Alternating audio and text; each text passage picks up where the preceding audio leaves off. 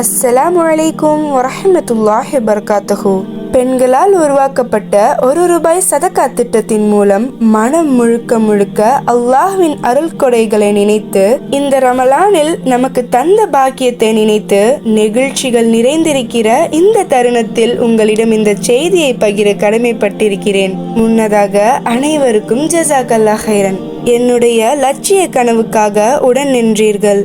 அல்லாஹ்வின் பாதையில் ஏழைகளுக்கு மளிகை பொருள், உணவு, புத்தாடை மற்றும் ஃபித்ரா அரிசி வழங்கப்பட்டது.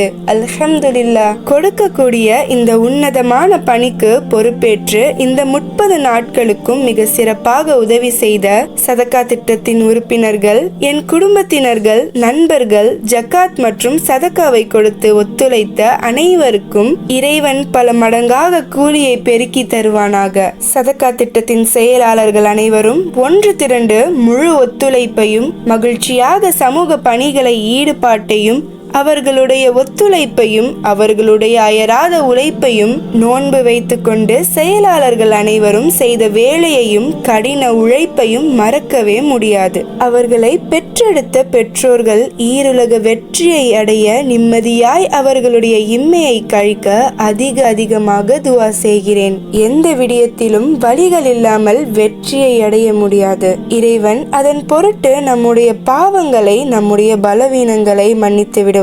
இவற்றையெல்லாம் மிக சிறப்பாக செய்வதற்கு வழியையும் கொடுத்து வாய்ப்பையும் உருவாக்கி அந்த பாக்கியத்தையும் தந்த அல்லாஹுக்கே எல்லா புகழும். அவன் பிடரி நரம்புக்கும் பக்கத்தில் இருப்பதை ஒவ்வொரு நாளும் ஒவ்வொரு பொழுதும் உணர எத்தனை அத்தாட்சிகளை தந்திருக்கிறான்.